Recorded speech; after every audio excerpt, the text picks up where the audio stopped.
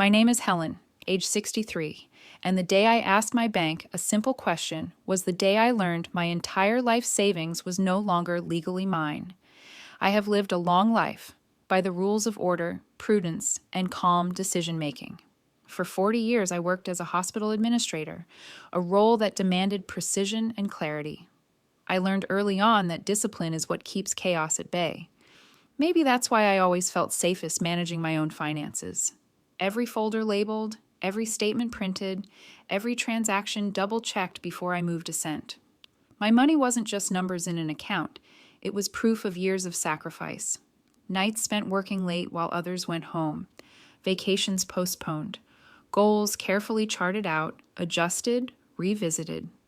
By the time I retired, that savings account, my retirement account, sat steady at $410,000, enough for security, quiet dignity, and the promise of never becoming a burden to anyone. But life has a way of shifting its balance quietly, 1 inch at a time, until a moment arrives that forces you to see how far the ground has moved beneath your feet. My mother, Evelyn, is 84 now, and the years have softened and burdened her in uneven ways.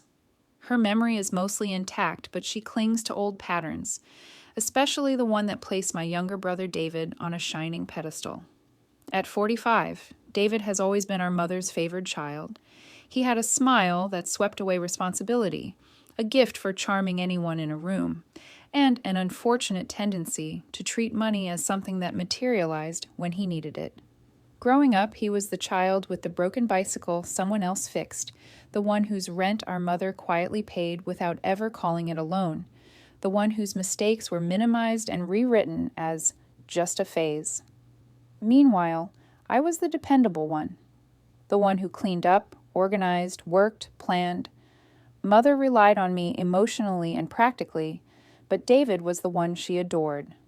When Mother's health began slipping slightly last year, she became strangely preoccupied with the idea of handling documents. She would bring it up in every conversation. "Helen, dear, you shouldn't strain yourself with all those papers anymore. Let your brother help. He's got a good mind for these things." I remember blinking in surprise the first time she said it. My brother? The same brother who once overdrafted 3 accounts in a single month? But I said nothing. Fighting her belief in David's competence was like arguing with the tide.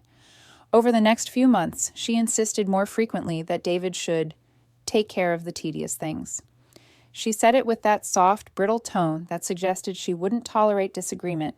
She wasn't malicious, just convinced of a dream version of her son that had never existed in the real world. David, of course, leaned into it. He began stopping by with an air of casual helpfulness, picking up my mother's mail, flipping through her bills, telling her she didn't need to worry.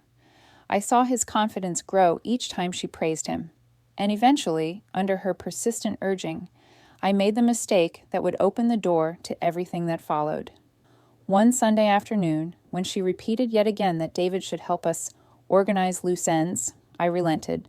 I led him into my study. I watched him leaf through my labeled folders, nodding as if absorbing real responsibility, though I could see in his eyes that he cared more about appearing helpful than actually being helpful. Still, he handled my files politely, neatly, even earnestly. I told myself I was being overprotective. I allowed him to reorganize a few binders for simplification, as he put it.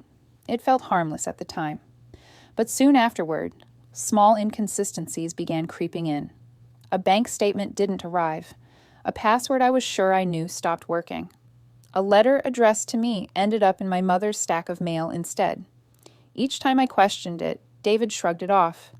"Helen, relax. You probably misplaced something," he'd say with practiced ease. "Mom worries, you know. Let me handle things."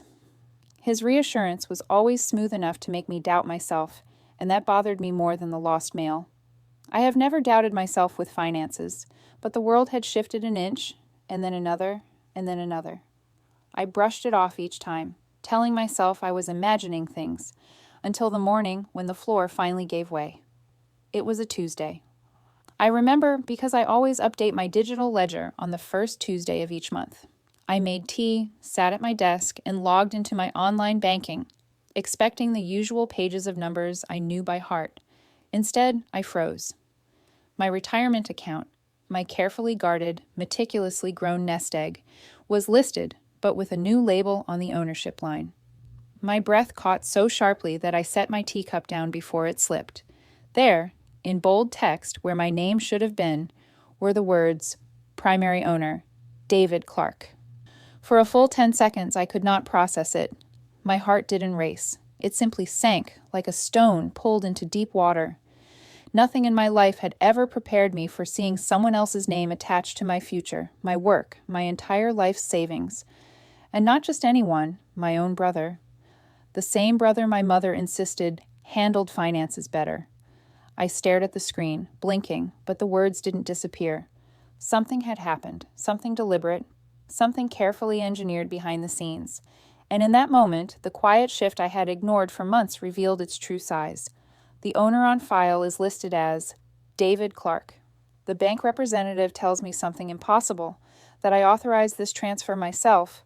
I have always prided myself on being composed under pressure. Years in hospital administration trained me to keep calm when others panicked, to breathe evenly when situations spiraled, and to never raise my voice unless absolutely necessary.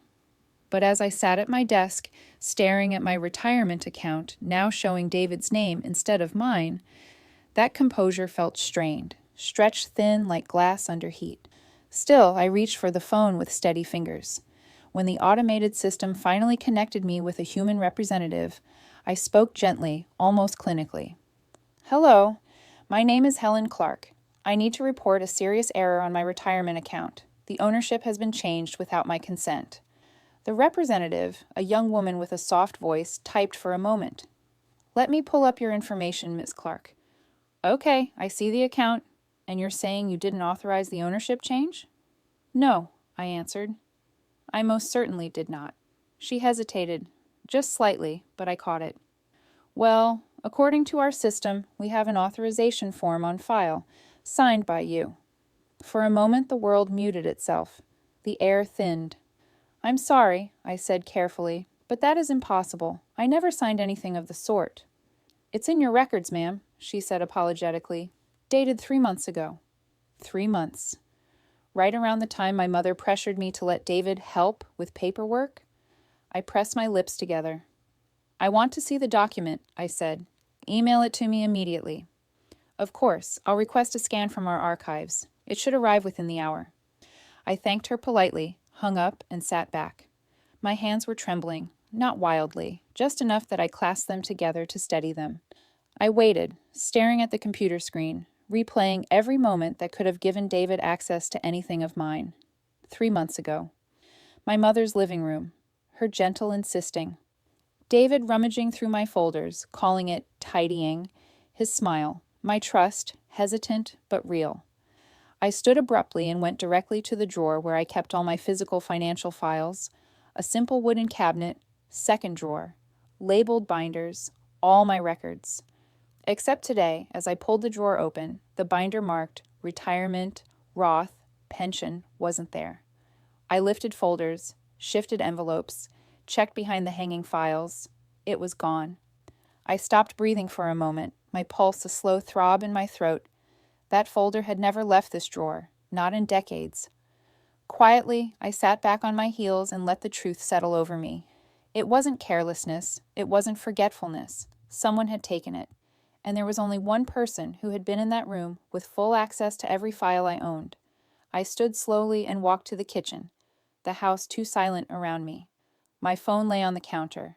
I picked it up and called my mother. She answered on the third ring, sounding cheerful. Helen, dear, everything all right? Mom, I said gently, did David ever mention taking any of my documents? The folder from my study, perhaps? She laughed, brushing it aside. Oh, you're worrying again. David probably just moved something to help. Your brother handles finances better, dear. Don't stress over papers. That phrase. I had heard it so many times that it had lost all shape, but now it returned sharp, clear, misaligned with reality.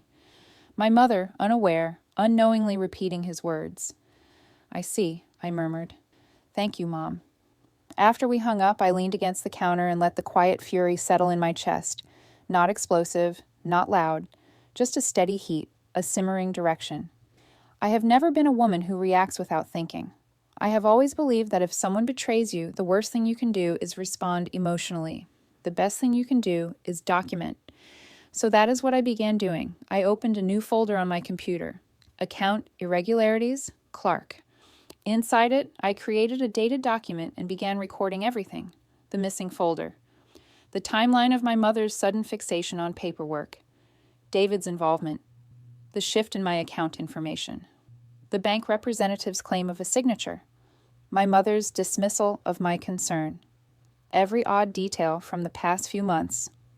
Calmly, I called the bank again and requested a full transaction history for the past 6 months, plus copies of all ownership change logs.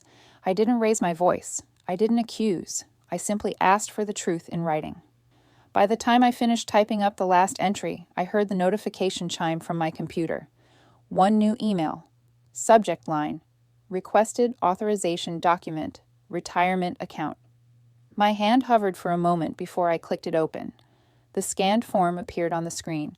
It was a standard authorization form, bank header, date, the account number. My name typed neatly, and then, at the bottom, the signature, or rather, an attempt at it. It looked like someone had studied my handwriting poorly and rushed the job. The angles were wrong. The loops were too tight. The H wasn't mine, not even close. Anyone who had seen my real signature would have known instantly. The rage that rose inside me was quiet but total. Then I saw something else. A small handwritten note under the signature, added in a different pen, not mine. It read, "Approved by next of kin, Evelyn Clark." My mother's name. My breath left me in one long, steady exhale. Someone was forging more than my signature. Someone was using my mother's identity, too. At the bottom of the form was a handwritten note, "Approved by next of kin, Evelyn Clark." The handwriting claiming to be my mother's was familiar, too familiar. The morning after receiving the forged authorization form, I drove to my mother's house with a steady, quiet purpose. I didn't slam doors or rush inside. I parked, gathered the printed copy of the document, and walked up her front steps with the same calm I used to carry into tense hospital board meetings. There is power in composure, especially when you're about to uncover something you don't want to believe. Inside, my mother was sitting at the kitchen table, peeling an orange, the same way she had done my entire childhood. When she saw me, her eyes softened. "Helen, dear, what brings you here so early?" I sat across from her and placed the paper on the table between us. "Mom, I need you to look at something." She blinked through her glasses, pulling the page closer. The moment her eyes reached the bottom, she frowned. "What is this?"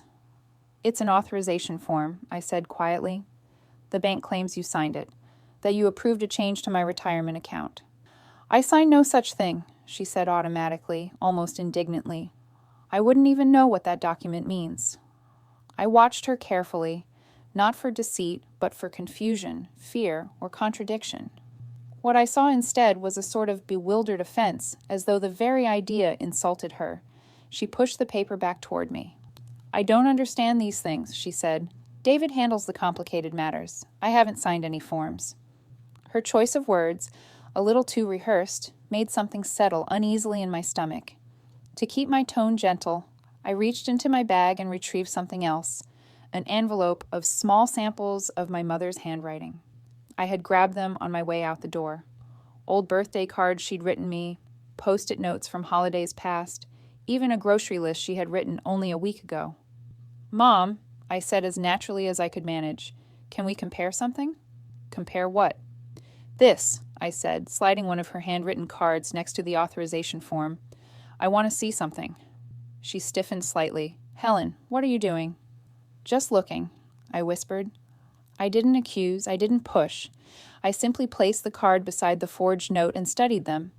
In her real handwriting, the loops of her Y's had always been wide and soft, like tiny open bowls. But on the authorization form, the Y in Evelyn was narrow and sharp, as though someone had tried to mimic her flourish, without understanding the rhythm of her hand. Her ends were usually rounded, the last line curving upward before lifting off. The forged N was flat, clipped at the end, close, so close, but not right. My mother leaned in and squinted, comparing them herself. I watched her brows pull together. That doesn't look like mine. But maybe I don't know, Helen. I don't remember signing anything, but perhaps I was tired. She said it in a faltering tone, the way someone speaks when they have been repeatedly encouraged to doubt themselves. My heart tightened. Mom, I said gently, did David ever bring you any papers to sign? Anything at all? Her face shuddered. Instantly, an unfamiliar expression, defensive and guarded. Why would he? He wouldn't bother me with your paperwork. He knows how busy I am. It was such an odd sentence that I felt a chill move up my arms. My mother was not busy. She hadn't been busy in years. That phrase, he knows how busy I am, wasn't hers. It was borrowed from someone else's persuasion. Mom, I said softly, I'm not accusing you of anything. I just need to understand. Did David give you anything to sign recently? She began peeling another slice of orange, her fingers trembling. Helen, really, you're making too much of this. You worry too much. Your brother knows what he's doing. There it was again. Words she had repeated for months, perhaps even longer. A script she had been nudged into reading without realizing it. Did he ever ask you to sign your name so he could take care of something for me? My mother set the orange down and wiped her hands on a napkin. Her voice dropped. I don't remember. Her eyes didn't meet mine. I recognized that expression. It was the look of someone trapped between loyalty and uncertainty. My mother had not forged anything. Of that I was now certain. She was confused, pressured, possibly manipulated, but she was not a co-conspirator. My anger shifted. It no longer pointed toward her at all. It pointed entirely at David. Gently, I excused myself to the living room, giving her space while I gathered my thoughts. I took a small notebook from my bag and began writing down everything I could recall from the last 3 months. The days David had visited my mother, the days he'd come into my home, the missing mail, my mother's sudden shift in language, every time he dismissed my concerns, every moment he touched my financial documents. I flipped through my mother's wall calendar, noting dates of his visits, the errands he ran for her, the afternoons he claimed to be helping. Each detail formed part of a timeline, one that painted a clearer picture of how thoroughly he had positioned himself in the shadows of our routines. As I wrote, I felt a strange steadiness return to me. There is something deeply grounding about putting truth on paper. Lies hide in confusion. Clarity brings them into the light. I would not let emotion cloud what needed to be done. I would let facts tell the story. When I finished, I stood and hugged my mother goodbye. She seemed fragile, and I held her a little longer than usual. We'll figure everything out, I whispered. She nodded, but didn't speak. I stepped out into the afternoon sun, feeling the weight of revelation on my shoulders. I walked to my car, placed my bag in the passenger seat, and exhaled slowly. The truth was emerging, but so was something else, something darker. When I turned on my phone, I saw a notification. One new message. From an unknown number. I opened it. Stop digging, Helen. You agreed to donate this. Let it go. I stared at the screen, the sunlight sharp across the windshield. Somebody knew exactly what I was uncovering. Stop digging, Helen. You agreed to this. Let it go. My brother arrived smiling, unaware that I had already started building a case. I chose my mother's house for the conversation because it was neutral ground. More importantly, it was where David felt safest, protected by the illusion that our mother's loyalty would shield him from scrutiny. I wanted him comfortable, confident, unsuspecting. People reveal their truest selves when they believe they're untouchable. I arrived early and helped my mother straighten the living room. She moved slowly, fussing over coasters and cushions, her hands trembling with some combination of age and anxiety. She didn't know exactly what I intended to discuss with David, only that I said it was important.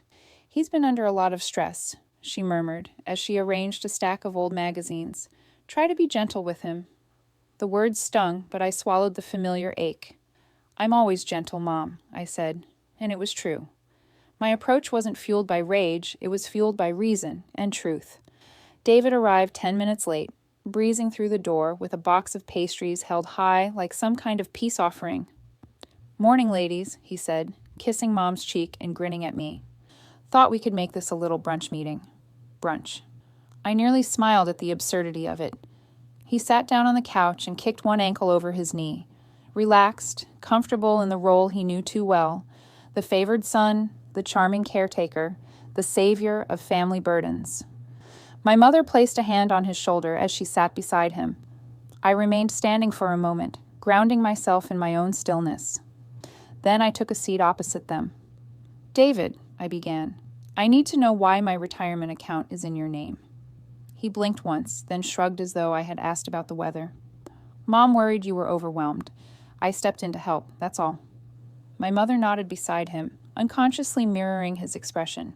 "Yes, Helen, you've been under so much pressure lately. He's just looking out for you." "I wasn't overwhelmed," I said quietly. "And I didn't ask for help." David waved a hand dismissively. "You don't have to ask. Family steps in when someone needs it. You're getting older, Helen. Managing all this paperwork is a lot. We're just protecting you." I studied him carefully. The casual confidence, the carefully chosen words, the subtle attempt to reframe my competence as decline. He wasn't just stealing money, he was rewriting a narrative, building a foundation for why he had the right to intervene. "Protecting me," I repeated, as though tasting the phrase. "Is that why my signature was forged?" His smile faltered for the briefest second, like a ripple across calm water. "Forged? Helen, come on. No one forged anything. You must have forgotten signing it. Mom said you two talked about consolidating accounts." My mother turned to look at me with concern. "Helen, dear, did you forget? You've been misplacing things." There it was again. The script, the manipulation, David's influence. "I did not forget," I said gently to her. Then I turned back to him. "And I never spoke to you about consolidating anything." David leaned forward, adopting a sympathetic tone that carried the unmistakable flavor of condescension. "I know this is hard for you. Losing a sense of control can be unsettling, but you can trust me." The irony of that nearly made me laugh. Instead, I breathed slowly and let him keep talking. Every word he said was evidence. Every false reassurance, every attempt to redefine my reality, every denial. I stored them all. "David," I said, "the bank has logs, records, time-stamped authorizations, handwriting analysis." I let each word land softly, deliberately. "This won't disappear just because you deflect." He stiffened. My mother looked between us, confused. What logs? What analysis? But David straightened again, recovering his composure with practiced ease. "This is getting dramatic, Helen. You're reading into nothing. The money is safer consolidated under someone who knows what they're doing." "Someone like you?" I asked. "Yes," he snapped, too quickly. "Yes, someone like me. Someone responsible. Someone who understands that you're not as sharp as you used to be." My mother gasped softly at his bluntness. Even she wasn't prepared for that. And that was when clarity struck me. Not about the money, but about the strategy. His entire plan rested on one pillar, the story that I was incapable. If he could paint me as forgetful, overwhelmed, declining, even slightly, then every forged signature, every missing document, every unauthorized shift in ownership could be explained away as a family intervention done out of love. And my mother, who feared losing control more than anything, clung to that explanation because it required her to question nothing and no one she loved. I looked at my brother, really looked at him, and saw the truth. He didn't steal out of desperation alone. He stole because he believed there would never be consequences. Because he believed that Mom's blind loyalty was immunity. Because he believed that I was too gentle to fight back. He believed wrong. "David," I said softly, "put my account back in my name. Today." He stood abruptly, pastries forgotten.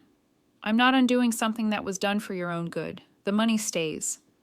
My mother tugged at his sleeve. "David, please, don't fight." But he ignored her and grabbed his jacket from the armchair, clearly ready to end the conversation on his own terms. "This isn't up for debate," he said sharply. "Just accept that it's handled." He walked toward the door, radiating offended authority. I watched him with a stillness that must have unnerved him, because he didn't look back. My mother called after him, but her voice wavered. He pulled open the door. And that was when I saw them. A set of keys hooked onto the belt loop of his jeans. My keys, unmistakable in their brass color and the distinctive lighthouse keychain I'd had for 20 years. The keys he must have taken from my study the day he helped me with my files. My heart went cold. He had planned far more than I had realized. Hanging from his pocket was a set of spare house keys. My house keys, taken without my permission. If my brother wanted to play with paperwork, he forgot one thing. I spent 40 years mastering hospital administration and compliance. The day after the disastrous family meeting, I woke before dawn with a clarity I hadn't felt in weeks. Betrayal has a peculiar effect. It can break you, or it can sharpen you. I chose sharpness. For 40 years, I had lived in a world where accuracy meant everything, where a single missing form could unravel an entire procedure, where compliance and documentation were the backbone of truth. Now, those same principles would anchor my path forward. I would not shout. I would not accuse recklessly. I would build a case the way I had built my career, carefully, methodically, irrefutably. I started with screenshots. Every page of my banking portal, every ownership line, every transaction. I documented the dates I noticed missing mail, the shifts in my mother's language, the moment my passwords changed unexpectedly. I saved the threatening text from the unknown number. I even recorded, in detail, the exact moment I saw my house keys dangling from David's pocket. Next came the communication logs.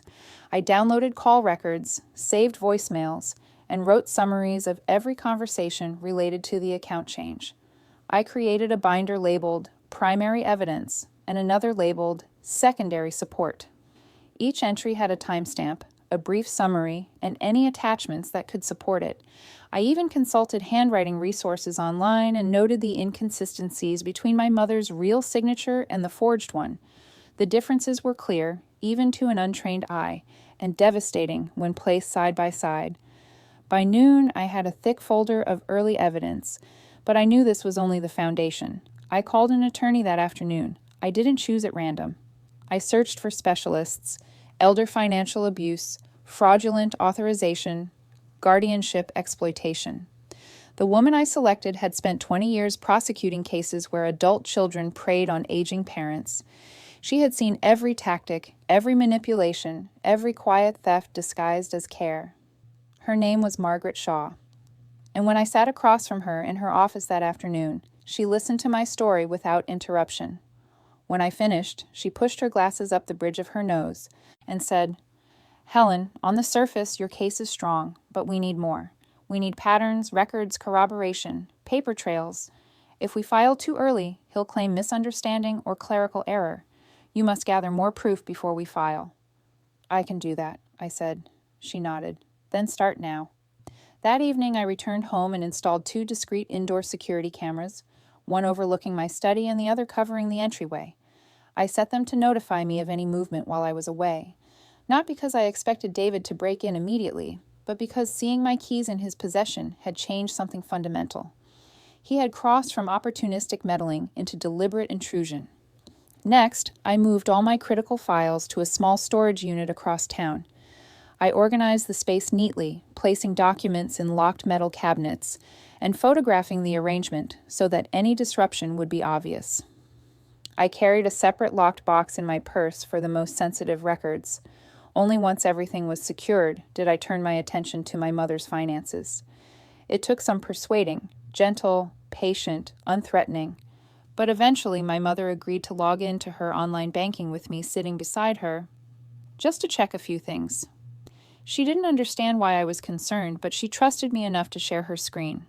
The moment I saw the transaction list, my breath tightened. There were cash withdrawals, multiple spanning the last 4 months. Not extravagant individually, but consistent. 300 here, 400 there. Always taken midday, always at an ATM near David's neighborhood. My mother frowned at the numbers. "I don't remember withdrawing anything. I don't go to ATMs." She didn't. She hadn't used one in nearly a decade. "Mom," I said softly, "did David ever mention helping you with cash? Maybe running errands?" "No," she whispered, eyes narrowing in confusion. I don't think so." Her voice trembled. She was scared, not of David, but of her own uncertainty. I reached across and squeezed her hand. You're not forgetting. Someone else is doing this. She looked away, unable to absorb the truth fully, but unwilling to deny it entirely. She had always defended David, but even she couldn't explain money vanishing from her account without her knowledge. When I returned home that night, I added every withdrawal to my timeline. Dates, amounts, locations. I circled the ones that lined up with days David claimed to be running errands for her. This wasn't just about my retirement account anymore. It was about her safety, her trust, her vulnerability. I felt no desire to punish him out of anger. What I wanted was something far quieter and far stronger, justice built on undeniable truth. If my brother had waged a silent war of paperwork, then I would counter with precision, receipts, facts, signatures, movements, inconsistencies. Every lie he told became a line item in my case. By mid-afternoon the next day, I had compiled enough to submit a formal request to my bank, a full ownership review and investigation into unauthorized changes. I kept my request polite, unemotional, supported by clear evidence. I requested access logs, timestamp comparisons, and account activity reports. If David had logged in using my credentials, their systems would know. I ended the email with a simple line. Please confirm receipt. I am ready to provide further documentation as needed. That evening, as I prepared tea, my phone rang. A number I recognized, Margaret Shaw, my attorney. Her voice was controlled, but tense. Helen, your brother just attempted another transfer. I sat slowly at the table. He's moving the funds again, she said, and this time he tried to send them out of the institution entirely. For a moment, everything inside me went silent. Then, without raising my voice, I replied, Margaret, tell me what to do next. Helen, your brother just attempted another transfer. He's moving the funds again. The night I intercepted the second transfer was the night David's entire scheme began to unravel. The call from Margaret hit me like a cold wind, sharp and clarifying. For a moment I simply sat there, fingers curled around the edge of the table, absorbing her words. Another transfer, another attempt to move money that didn't belong to him, my money, the result of decades of sacrifice. But this time, he had been bolder, more reckless, more desperate. I'm on my way to my computer now, I told her, already standing. Don't speak to him if he calls, she warned. Record everything. Document everything. The investigation is officially active. Any interference from him will only help us.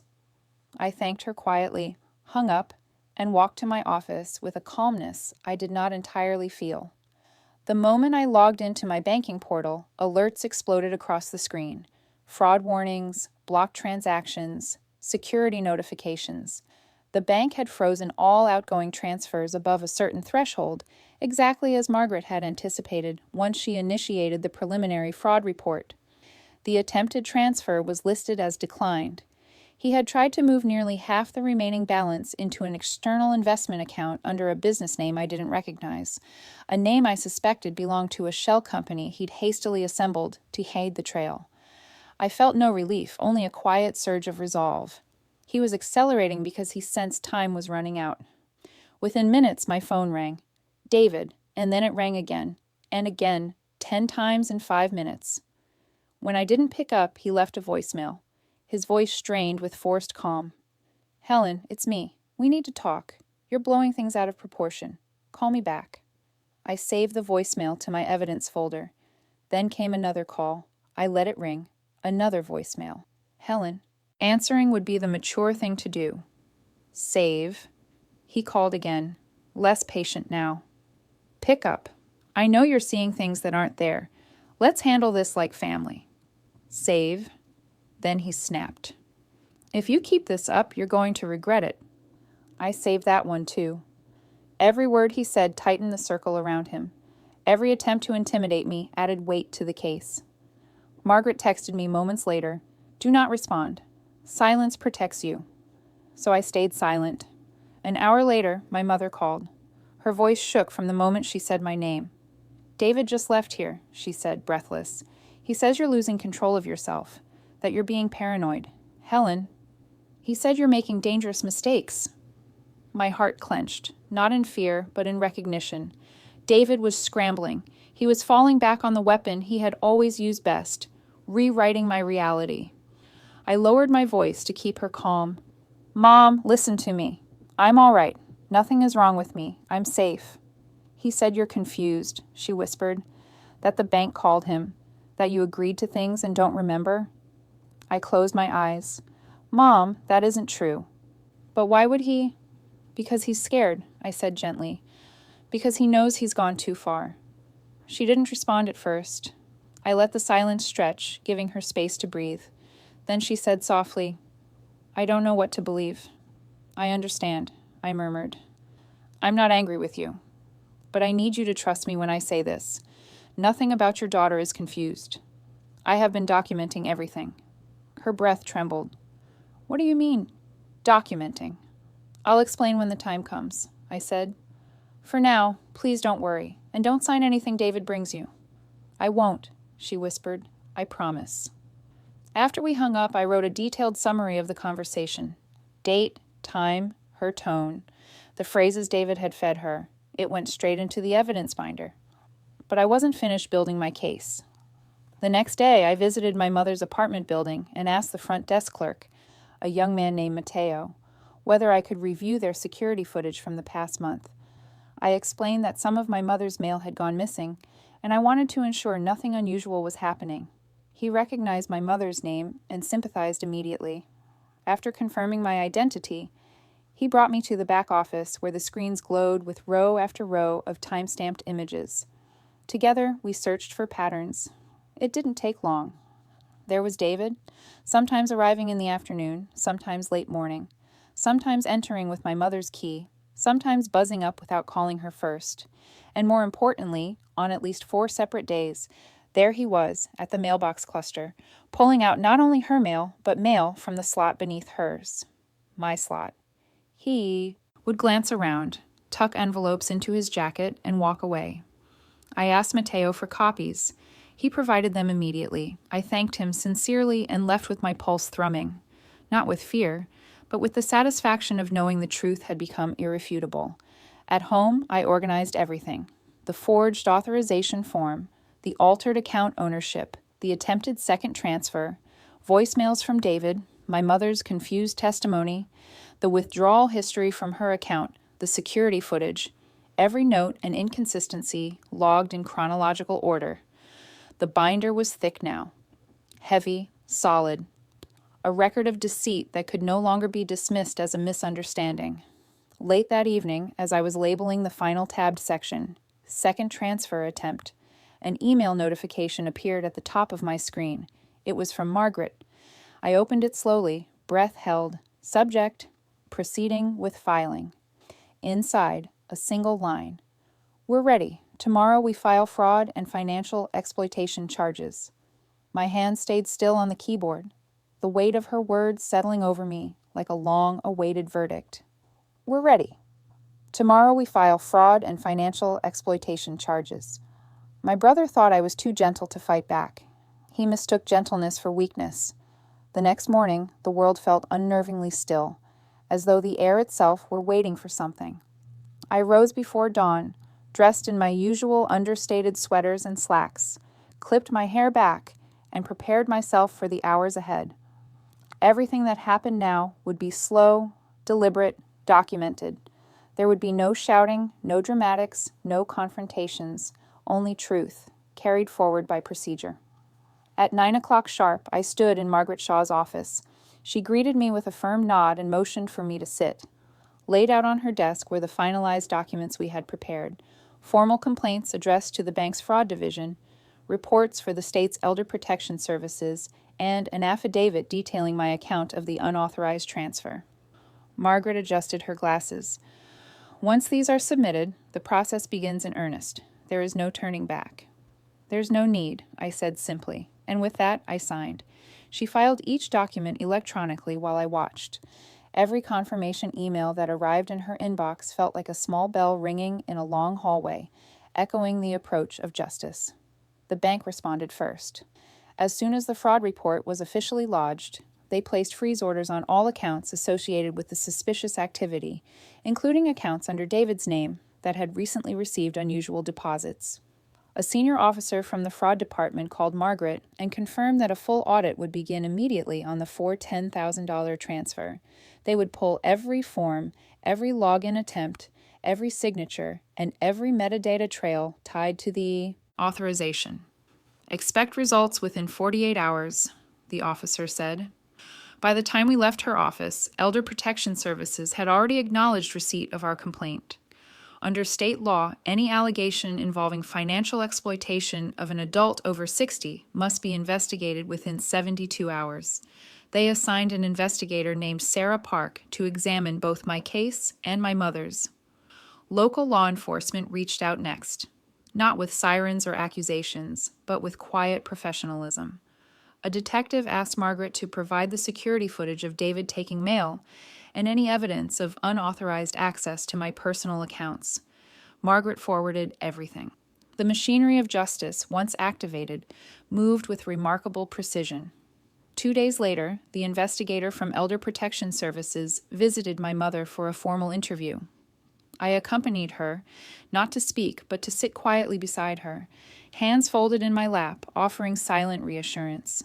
My mother seemed frail that day, her eyes uncertain, her voice timid, but she answered honestly, no, she did not remember signing anything.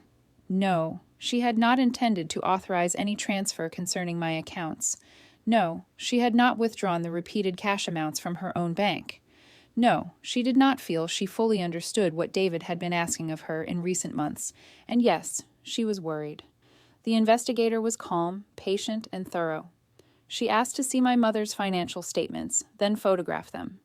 When she asked permission to review my mother's mailbox with her, my mother agreed without hesitation. "This isn't your fault," I whispered to her as we walked down the hallway. She squeezed my hand, but didn't speak. Meanwhile, the bank's forensic audit team began sending Margaret their findings. The first report was both validating and chilling. The signatures on the authorization form were confirmed as forged, mine and my mother's. The login used to submit the transfer had originated from an IP address belonging to a device registered under David's name.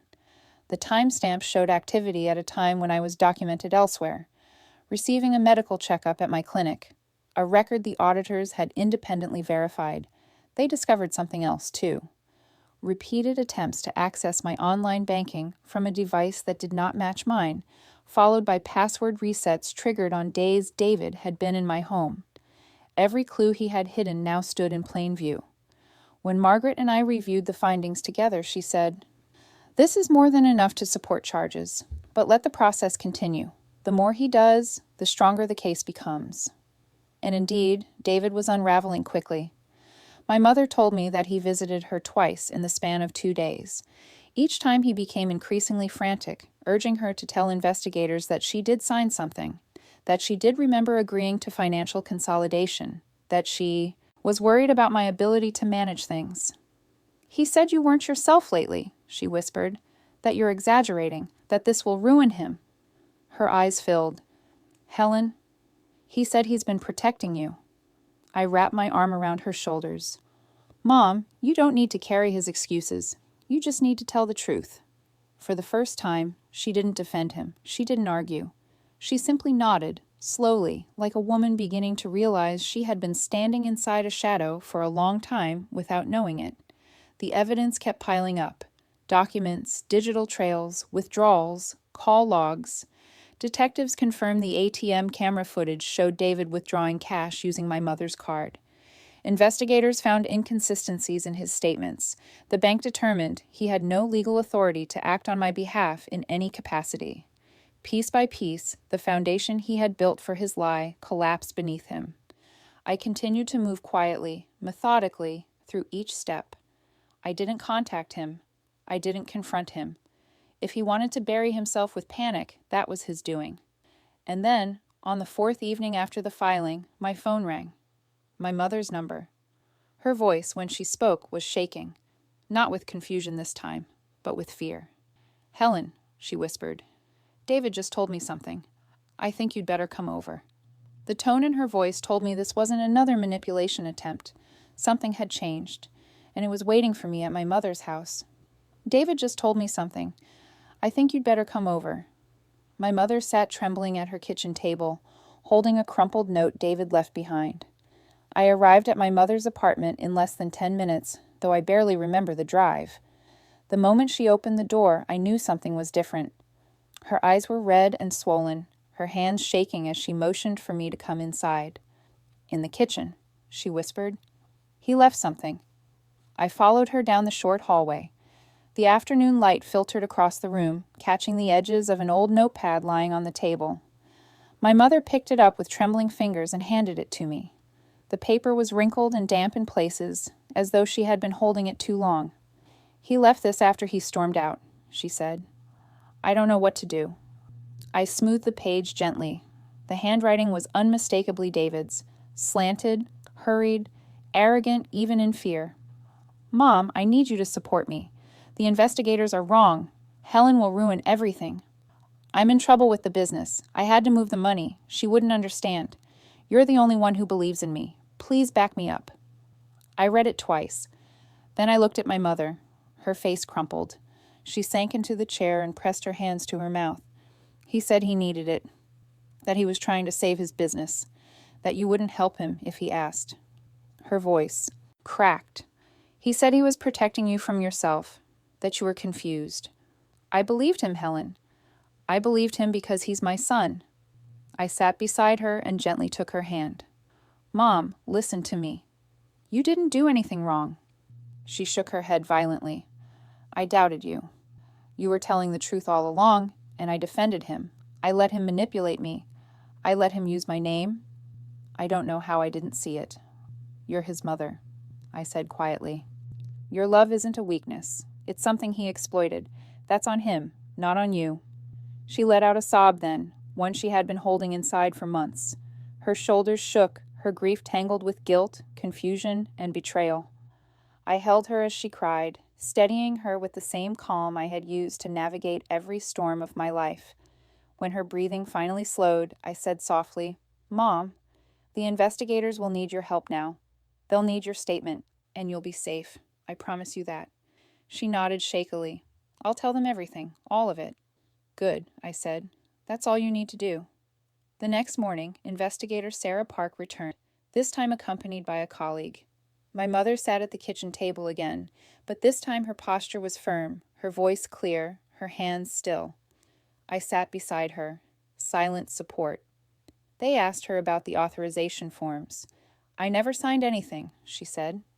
They asked her whether she had agreed to any financial consolidations. "No," she said. They asked her whether she'd withdrawn any cash from her account. "I haven't used an ATM in years." They asked if David had encouraged her to say otherwise. "Yes," she whispered. "He told me I must have forgotten, that I should just agree." Then they asked about the note. She handed it to them with steady fingers. Her testimony was the final piece, the missing link, the confirmation that every forgery, every withdrawal, every act of manipulation was deliberate and orchestrated by David alone. Not confusion, not a family misunderstanding. Intentional exploitation. When the investigators finished, Sarah placed a reassuring hand on my mother's shoulder. "Thank you. You did exactly the right thing." After they left, my mother leaned into me. "Is it enough?" she asked. "It's enough," I said, and I meant it. That afternoon, I received official confirmation from the bank. Pending completion of the legal investigation, my retirement account was restored to my name. All holds on the funds were lifted for me alone, and David's attempts to access the account were permanently blocked. Minutes later, Margaret called. "They're preparing an arrest warrant for David," she said. "The evidence is overwhelming." I closed my eyes for a moment, absorbing the weight of it. Not joy, not triumph. Just the quiet, sobering truth that justice was finally catching up to him. "He'll be served today," she added. But 2 hours later, a detective called with an update that made the air around me go still. "Ms. Clark, we went to your brother's residence to execute the warrant." A pause. "He's gone. Left earlier today. Took bags with him. Neighbors said he looked panicked." I felt the familiar tightness return to my chest. David wasn't just caught. He was running. Police inform Helen they're heading to arrest David, but he's already fled his house. The day my money returned to my name was not the day justice ended. It was the day healing began. David fled the state. The same afternoon, investigators attempted to arrest him.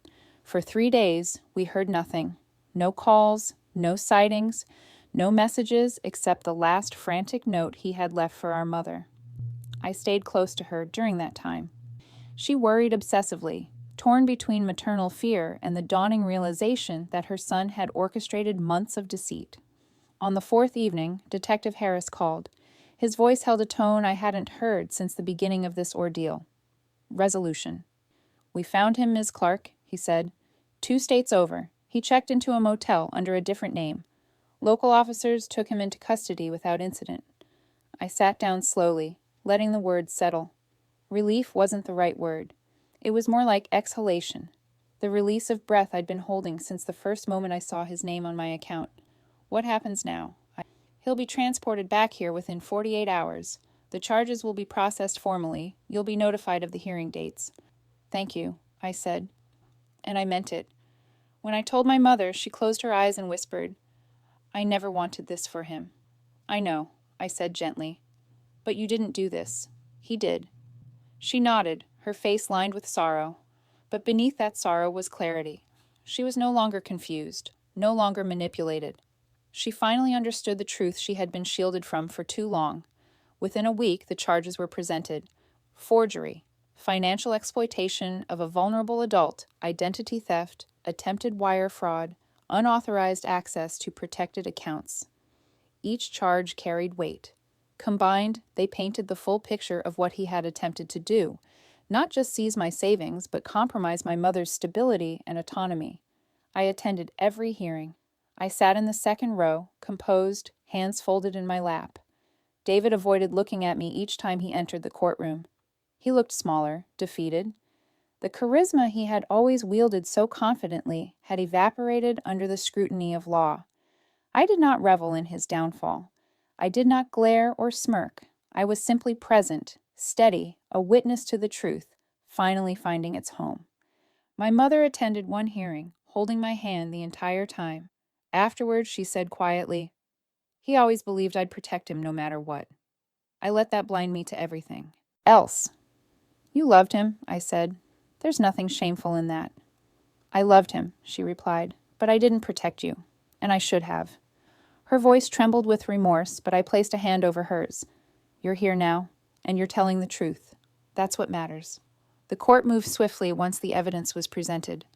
The forged signatures, the IP logs, the footage of him taking our mail, the bank statements showing unauthorized access, the failed transfers, my mother's testimony, steady and unwavering despite her heartbreak. The judge ordered full restitution of the $410,000, compensatory damages for legal costs and emotional distress, permanent financial guardianship protections for my mother, restrictions preventing David from accessing her accounts, property, or medical decisions. In addition, David faced sentencing for felony-level financial crimes. I did not attend the final sentencing hearing. I didn't need to hear the length of the sentence to feel closure. Justice wasn't about punishment. It was about truth being recognized. And truth had won. In the months that followed, my mother and I began rebuilding the trust that had been strained by years of subtle manipulation. We spoke openly, something we hadn't done since I was a young woman. She apologized often, and each time I reminded her that shame wasn't her burden to carry. "He used you," I told her, "but he didn't break us." I worked with Margaret to set up proper estate planning so my mother would never again be vulnerable to interference. Together we established financial oversight protections, clear legal boundaries for family members, verified consent procedures, secure communication protocols with her bank and healthcare providers. Everything documented, everything clear, everything protected. With time, my mother grew lighter, less anxious, less confused. She no longer insisted that David handled finances better. Those words disappeared entirely. Instead, she began each conversation with gratitude, or with small stories from her past, or with quiet reflections on how easy it is for love to obscure red flags. And I forgave her, not in a grand gesture, but in the everyday way one forgives someone they understand deeply. She had been manipulated by the child she adored. Her loyalty had been a vulnerability, not a flaw. As for me, I moved forward with a renewed respect for boundaries, for vigilance, for the strength that quiet people can possess when cornered. My story wasn't about revenge in the traditional sense.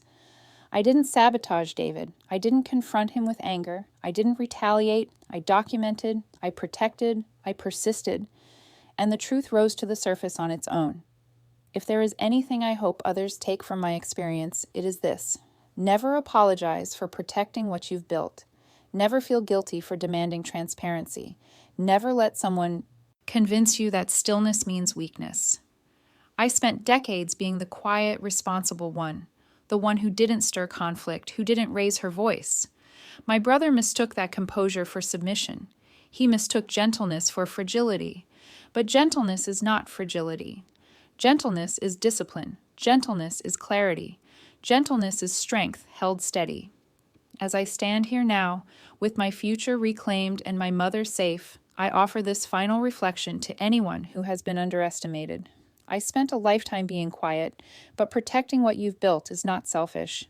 It is strength. If you've been dismissed or underestimated, let my story be your reminder. Stay calm, stay sharp, and never hand your power to anyone who hasn't earned it.